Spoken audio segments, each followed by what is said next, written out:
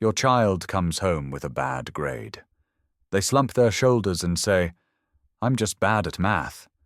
Or they try a new sport, stumble, and immediately declare, "I'm not good at this, I quit."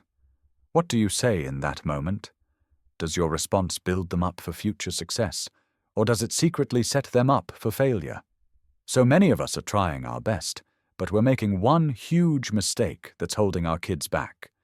In this video, I'm going to reveal the #1 mental shift that programs your child for success. It's a simple change in your language that has a profound impact on their future. Stay with me, because I'll also expose the most common parenting phrase that looks like encouragement, but actually destroys a child's motivation for good. Before we dive in, let's understand the psychology behind this. Researchers have identified 2 core mindsets. The first is a fixed mindset.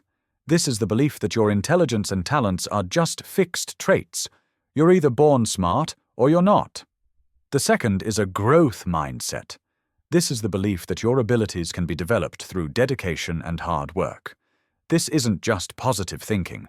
It's based on the science of neuroplasticity, our brain's ability to grow and change. Children with a fixed mindset avoid challenges because failure makes them feel dumb. But children with a growth mindset embrace challenges because they know it's an opportunity to grow. The great news is that you, as a parent, have the power to cultivate a growth mindset in your child. It all starts with one fundamental shift. The first and most powerful step is to praise the process, not the person. We've been taught to build self-esteem by saying, "You're so smart," or "You're a natural." But research from Stanford University shows this is the mistake that crushes motivation. When we praise innate talent, we send a dangerous message. That ability is fixed. If they succeed easily, they think, "I'm smart." But the moment they struggle, they think, "I must be dumb." This creates a fear of challenges. The mental shift is to praise the process. Praise their effort, their strategies, their focus, their persistence. These are the things they can actually control. So the next time your child finishes a drawing, instead of saying, "You're such a great artist," try this specific phrase, "I love how you chose those colors. Tell me about why you decided to draw the sun in that corner. I saw you work on that for a long time." This small change teaches them that what matters is their work, not some inborn label. Our second step is to reframe failure as learning. For a child with a fixed mindset, failure is a final verdict. It's proof that they aren't good enough.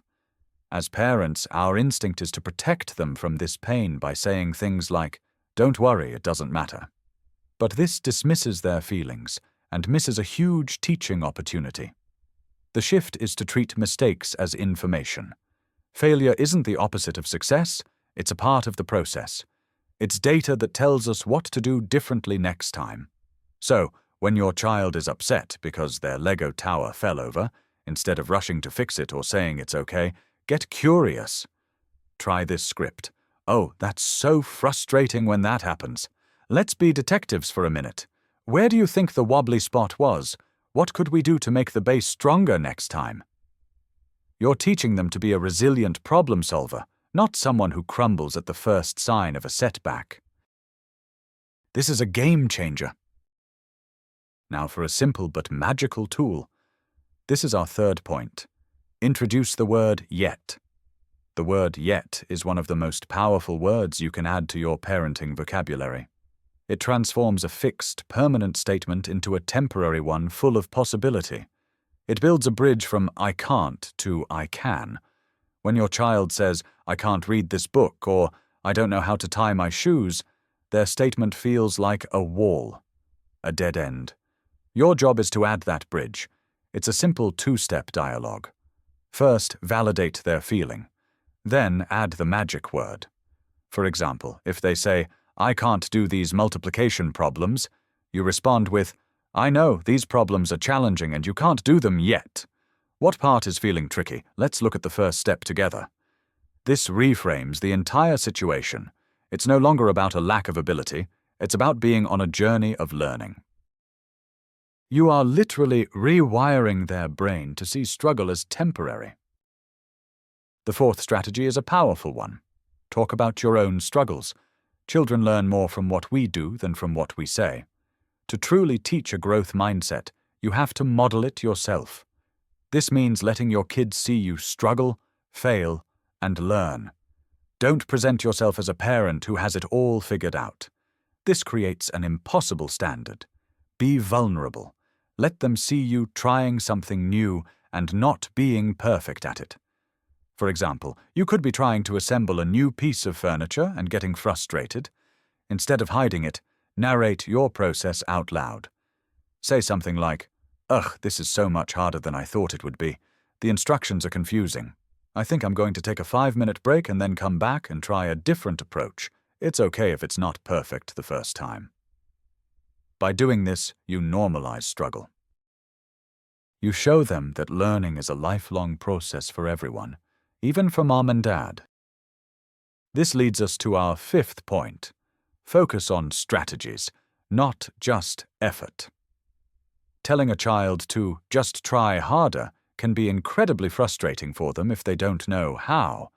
It's like telling someone to just drive better without teaching them how to use the clutch. True growth comes from trying different strategies, not just repeating the same failed one with more force. When your child is stuck, your role is to be a strategy coach. Help them brainstorm alternatives. For example, if they are struggling to memorize their spelling words, don't just say, "Go study more." Instead, open a dialogue about strategy. You could say, "It seems like just reading the list isn't working for you. That's okay. Let's try some new tactics. We could write the words in sand, we could make up a song with them, or we could act them out. Which one do you want to try first?" This empowers your child. It gives them a toolkit for tackling problems and teaches them that if one way doesn't work, there are always other doors to try. Our sixth mental shift is to celebrate challenges. Many kids, especially those with fixed mindsets, see a difficult task and immediately shy away. They want to stick to what they know they can do well. Our job is to change their emotional response to being challenged. We need to rebrand challenges as exciting opportunities rather than threatening tests. You can do this by changing your language around difficulty. When you see your child approaching a hard task, frame it with excitement. For instance, if they're starting a new, harder level in a video game, you can say, "Ooh, this looks like a really tough level. I love it. This is the kind of challenge that makes your brain grow new connections. This is going to be fun." Or if they are assigned a complex school project, you can say, "Wow, your teacher must think you're ready for a serious challenge. This is an awesome opportunity to really stretch your brain." This makes challenge the goal, not something to be avoided. The seventh technique is to ask process-oriented questions. The questions we ask after an activity, whether it was a soccer game or a math test, signal what we truly value. If you only ask, "Did you win?" or "What grade did you get?" you're reinforcing a fixed mindset that only the result matters. This can create anxiety and a desire to cheat or avoid difficult situations. Instead, shift your questions to be about the process. This encourages self-reflection and reinforces the growth mindset. After a soccer game, instead of "Did you win?" try asking these questions. What was the most challenging part of the game today? Did you try any new moves you've been practicing? How did you and your teammates work together when things got tough? These questions open up a much richer conversation and show your child that you value their development and experience far more than just the final score. Let's move to our eighth point.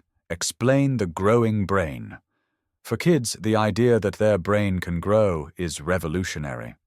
Don't just model the mindset. Explicitly teach them the science behind it in a simple, kid-friendly way. Use metaphors they can understand. You can tell them that their brain is like a muscle. When you lift heavy weights, your muscles get stronger. In the same way, when you work on challenging problems, you're not just learning math or science. You are literally making your brain stronger and smarter. You can say something like, "Did you know that every time you practice that hard piano song, You're building new pathways in your brain. It's like you're a brain construction worker, building a bigger, stronger city of knowledge in your head. That feeling of it being hard, that's the feeling of your brain growing. This gives them a powerful visual and a sense of control over their own intelligence. The ninth mental shift is subtle but crucial. Move their focus from proving to improving.